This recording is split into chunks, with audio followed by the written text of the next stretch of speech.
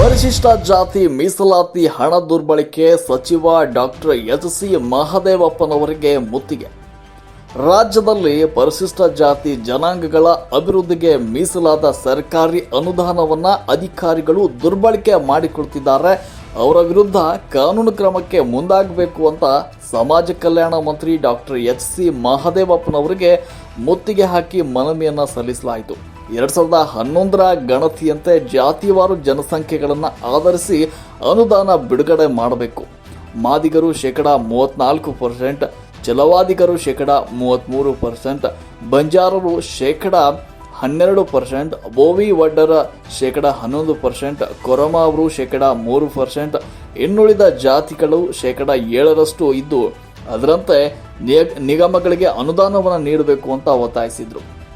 ಇನ್ನು ಅವರುಗಳು ಪರಿಶಿಷ್ಟ ಜಾತಿ ಅಭಿವೃದ್ಧಿಗೆ ಮಾರಕವಾದ SC/ST ಉಪ ಹಂಚಿಕೆ ಕಾಯ್ದೆ ಕಲಂ ಸಿ 7(b) ರದ್ದುಗೊಳಿಸಬೇಕು. 2023-24ರ ಪರಿಶಿಷ್ಟ ಜಾತಿ 11,000 ಕೋಟಿ ಅನುದಾನ ಪಂಚ ಗ್ಯಾರಂಟಿ ಯೋಜನೆಗಳಿಗೆ ಬಳಕೆ ಮಾಡಿದ್ದು ಖಂಡನೀಯವಾಗಿದೆ.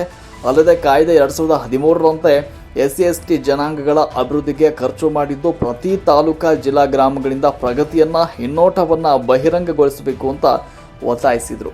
ಸಮಾಜ ಕಲ್ಯಾಣ ಇಲಾಖೆಯಲ್ಲಿ SC/ST ಅನುದಾನವನ್ನು ದುರ್ಬಳಕೆ ಮಾಡಿಕೊಳ್ಳಲಾಗ್ತಾ ಇದೆ. ಈ ಕುರಿತು ತನಿಖೆಯನ್ನ ಮಾಡಬೇಕು ಅಂತ ಅವರು SC/ST ವಾಸವಿಲ್ಲದ ಕಾಲೋನಿಗಳಲ್ಲಿ ಅಭಿವೃದ್ಧಿ ಮಾಡಿದ್ದನ್ನು ಸರ್ಕಾರ ತೀವ್ರ ಕ್ರಮಕ್ಕೆ ಮುಂದಾಗಬೇಕು ಅಂತ ಸಾಮಾಜಿಕ ನ್ಯಾಯಕ್ಕಾಗಿ ಪರಿಶಿಷ್ಟ ಜಾತಿ ಒಕ್ಕೂಟಗಳ ರಾಜ್ಯ ಸಮಿತಿಯ ರಾಜ್ಯ ಪ್ರಧಾನ ಸಂಚಾಲಕರಾದ ಬಸವರಾಜ ಕವಿತಾಳ್ ಅವರು, ಕರಿಯಪ್ಪ ಗುಡಿಮನಿ, ಎಂ ವೆಂಕಟೇಶ್, PTCL ಮಂಜು, ಪೌರ ಕಾರ್ಮಿಕರ ಮುಖಂಡರಾದ ಗಂಗಾಧರ್, ವಿದ್ಯಾರ್ಥಿ ಒಕ್ಕೂಟಗಳ ಮುಖಂಡರಾದ ವೇಣು ಮೌರ್ಯ, ಸ್ಲಂ ಹೋರಾಟಗಾರರಾದ ನರಸಿಂಹಮೂರ್ತಿ, ಮಹಿಳಾ ಸಂಘಟನೆಗಳ ಮುಖಂಡರಾದ ಶ್ರೀಮತಿ ಉಮಾದೇವಿಯವರು ಈ ಸಂದರ್ಭದಲ್ಲಿ ಹಾಜರಿದ್ದರು.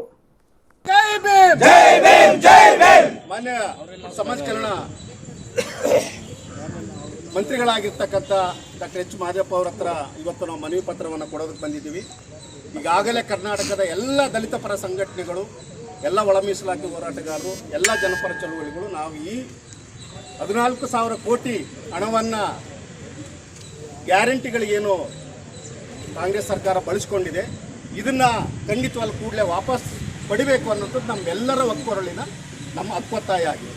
ಹಾಗಾಗಿ ಭಾಳ ಮುಖ್ಯವಾಗಿ ಸರ್, ಕಾಂಗ್ರೆಸ್ ಸರ್ಕಾರದಲ್ಲಿ ನಾವೆಲ್ಲರೂ ಕೂಡ ಇಡೀ ಈ ಸರ್ಕಾರವನ್ನು ತರೋದಕ್ಕೆ ನಾವೆಲ್ಲರೂ ಪ್ರಯತ್ನ ಮಾಡಿದ್ದೀವಿ. ನಮ್ಮೆಲ್ಲರ ಏನು ಸಹಕಾರ ಇದೆ. ಅದರಲ್ಲಿ ಈ ಸರ್ಕಾರ ನಮ್ಮನ್ನು ಬೀದಿಗೆಲ್ಲಿ ಕೂತ್ಕೊಂಡು ಹೋರಾಟ ಮಾಡುವಂಥ ಒಂದು ಪರಿಸ್ಥಿತಿಗೆ ತರುತ್ತೆ ಅನ್ನೋದ್ರ ಬಗ್ಗೆ ನಮಗೆ ಯಾವ ನಂಬಿಕೆಯೂ ಇರಲಿಲ್ಲ. ವಿಶೇಷವಾಗಿ ಸಮಾಜ ಕಲ್ಯಾಣ ಮಂತ್ರಿಗಳಾದ ತಾವು ದಲಿತ ಪರ ಚಳುವಳಿಯಲ್ಲಿ ಬಾಬಾ ಸಾಹೇಬ್ ಅಂಬೇಡ್ಕರ್ ಅವರು ಮತ್ತು ಸಂವಿಧಾನದ ಆಲೋಚನೆಯನ್ನು ಇಟ್ಕೊಂಡು ಸೈದ್ಧಾಂತಿಕವಾದಂಥ ಒಂದು ವಿಚಾರಗಳನ್ನು ಇಟ್ಕೊಂಡು ತಾವು ಮಂತ್ರಿಗಳಾದಂಥವರು ತಮ್ಮಿಂದನೂ ಕೂಡ ಈ ರೀತಿಯಲ್ಲಿ ಒಂದು ದೊಡ್ಡ ಮಟ್ಟದ ಇಡೀ ದಲಿತ ಸಮುದಾಯಕ್ಕೆ ಒಂದು ಅನ್ಯಾಯ ಆಗುತ್ತೆ ಅನ್ನೋದ್ರ ಬಗ್ಗೆ ನಮ್ಗೆ ಯಾವ ನಂಬಿಕೆಯೂ ಇರಲಿಲ್ಲ. ಯಾಕಂತಂದರೆ ತಾವು ಈ ಯೋಜನೆಯ ಚೀಫ್ ಆಫೀಸರು ಅಥವಾ ಚೀಫ್ ಚೇರ್ಮನ್, ನೋಡಲ್ ಆಫೀಸರು, ಇದು ನೋಡಲ್ ಚೀಫ್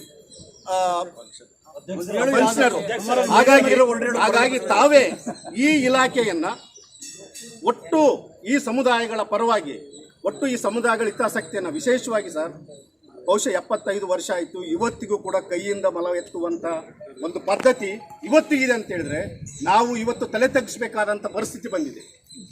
ಇವತ್ತು ಗುಂಡಿಗಳಲ್ಲಿ ಇಳಿದು ಬಹುಶಃ ಮಲ ಎತ್ತುವಂಥ ಪದ್ಧತಿ ಇವತ್ತಿಗಿದೆ ಅಂತ ಹೇಳಿದ್ರೆ ನಾವು ಕಾಂಗ್ರೆಸ್ ಸರ್ಕಾರ ನಂಬಬೇಕಾ ಅಥವಾ ಯಾವ ಸರ್ಕಾರ ನಂಬಬೇಕು, ಸಂವಿಧಾನ ನಂಬಬೇಕಾ, ಯಾವುದ್ರ ಮೇಲೆ ನಮ್ಮ ಭರವಸೆಗಳು ಇದ್ದಾವ ಅನ್ನೋದ್ರ ಬಗ್ಗೆ ನಮಗೆ ಭಾಳ